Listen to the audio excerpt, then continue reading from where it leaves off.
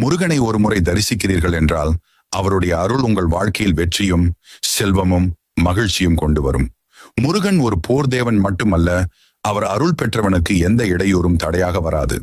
சபரிமலைக்கு போனாலும் திருச்செந்தூருக்கு போனாலும் முருகனை நினைத்தாலே கூட மனதில் இருந்த கஷ்டங்கள் அகன்றுவிடும். வாழ்க்கையில் சில சமயம் நம்மால் எதையும் செய்ய முடியாத மாதிரி தோன்றும்.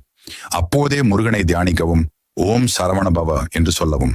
அந்த ஒரு சொல் உங்களுடைய மனதை வலிமையாக்கும், உங்களுக்குள் இருக்கும் தைரியத்தை எழுப்பும்.